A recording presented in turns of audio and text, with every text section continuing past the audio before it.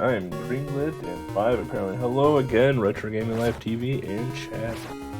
I'm ebloodycandy and I am back with Barbie Game Girl to start off the little Barbie block that we got going on here. So let's get started in 3, 2, 1.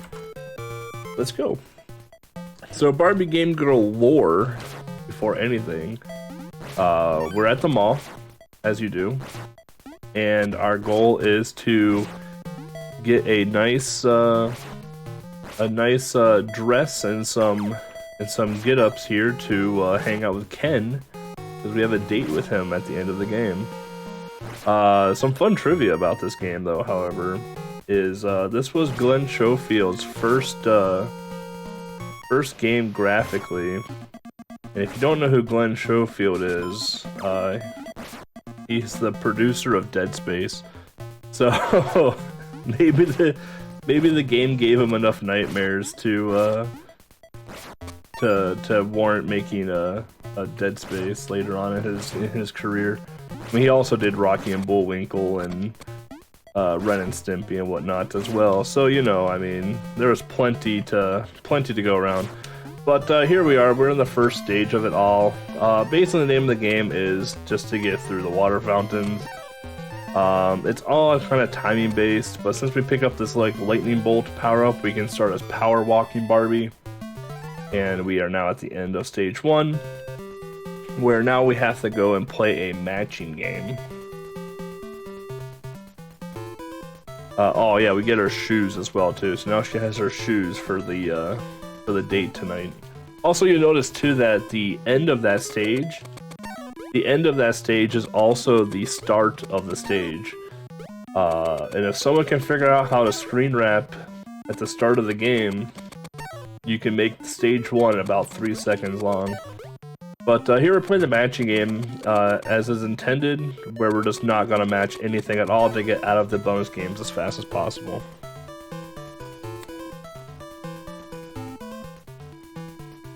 So now we're a mermaid. Barbie decided to go for a swim at the local aquarium. Here we're going to be mashing B quite a bit. That's what makes the swim a bit faster. And we're going to pick up this Barbie coin. The Barbie coin one-shots anything that gets in our path. And we're actually going to use it for a boost here coming up soon.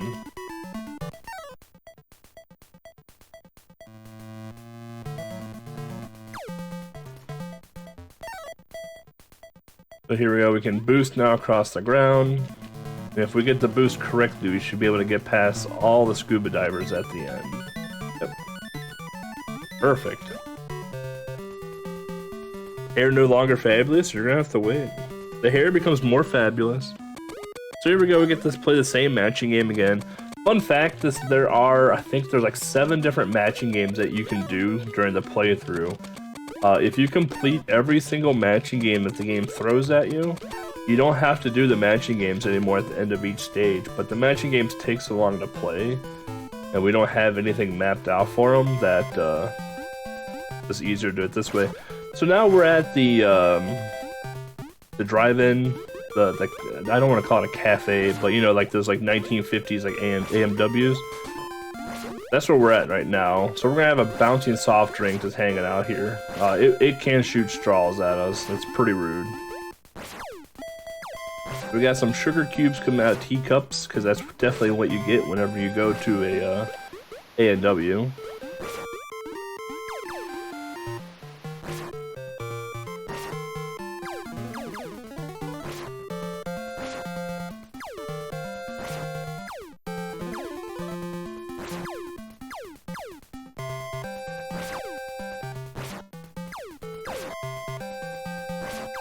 There we go. Get the little secret passage.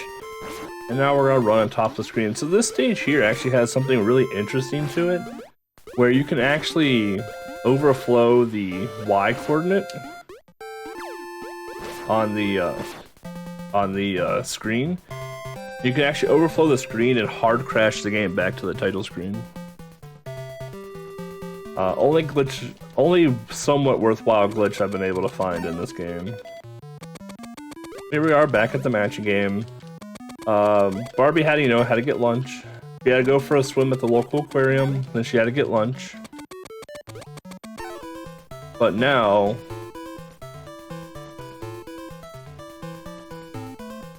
we need to get Barbie a necklace. And what better way of getting Barbie a necklace than to go back to the aquarium. Nice hitbox. Go back to the aquarium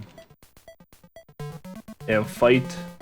Wow, hitbox. Man, these Scuba Steves really have it out for me today. And facing off against a jellyfish. So you can actually do this boss fight one of two different ways.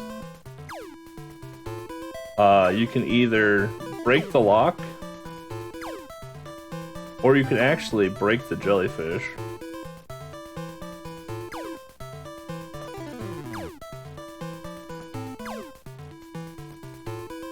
I like how I said break the jellyfish too. Kill the jellyfish. I don't see a jellyfish. And that breaks the lock and allows the king and queen crab to take their throne. And in turn, they will give us a necklace, and you can see how quick the crabs are to get to their throne.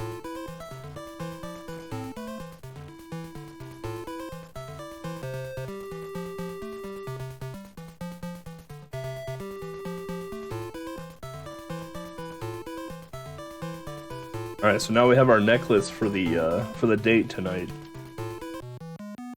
So, of course, we have to play some matching games again. This is what Barbie does, like when she's done in the store, she goes to the bench and just sits down and hops on her phone and plays a matching game. But she really doesn't know how to match any cards, so she just keeps picking the same two cards over and over again.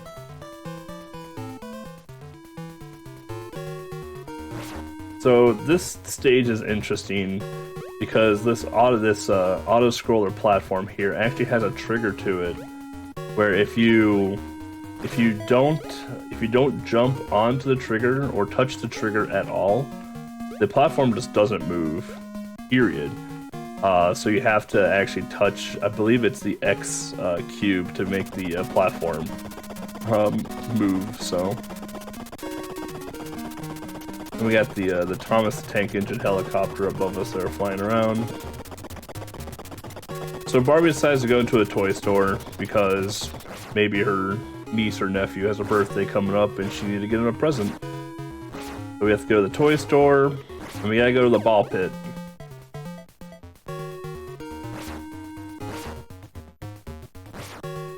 Meanwhile, we're gonna suffer some frame rate issue. There we go. So this ball pit is the bane of anyone's existence because it has iframes to it. So you just can't mash crystals into the ball pit because it'll just eat your items. So you actually have to like time your throws, your bounces into that ball pit pretty accurately. Otherwise, it doesn't matter what you do.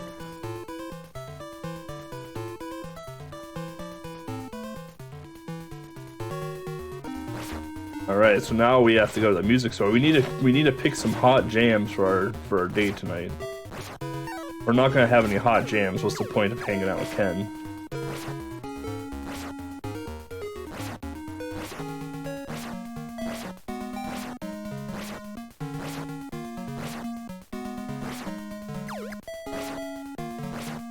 So every time we make a jump here, the music notes make a noise to the appropriate note, I guess. I'm not a music person by any means.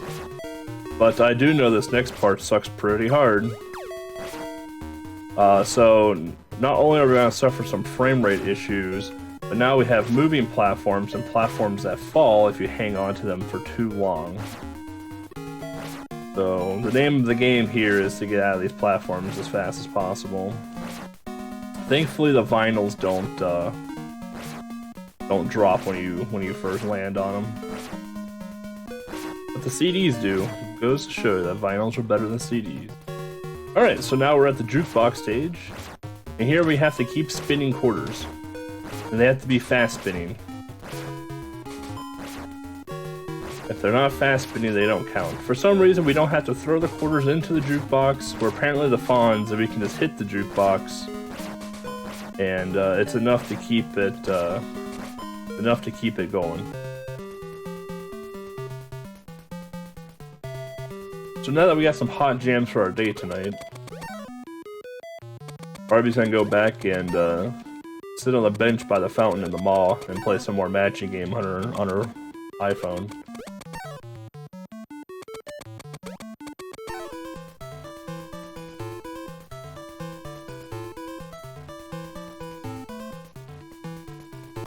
Alright, so we're in the final stage here, and we are in the where do I go stage, basically. This is the mirror stage, and we're going to get attacked by the George Washington wigs. And some hangers. Everyone's favorite.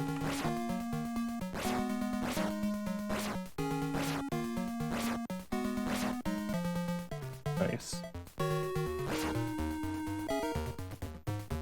I wanted that. Alright. I take a little bit of a weird route through this stage. Not the normal speedrun route, that's for sure.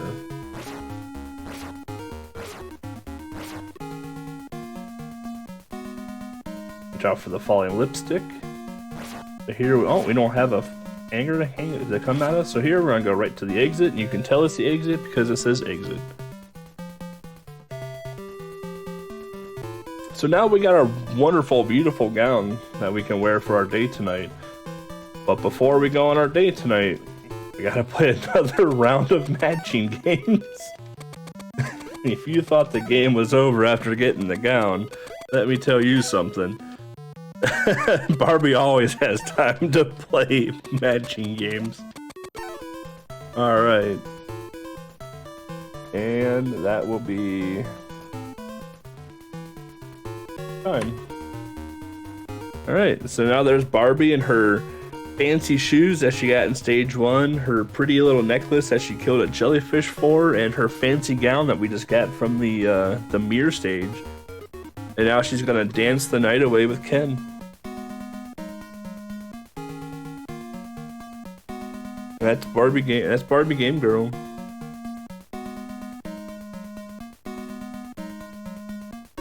Remember, this came from the creator of Dead Space. Now, just imagine. But yeah, next up we got Barbie Fashion Pack games with Sharif. So definitely stay tuned for that.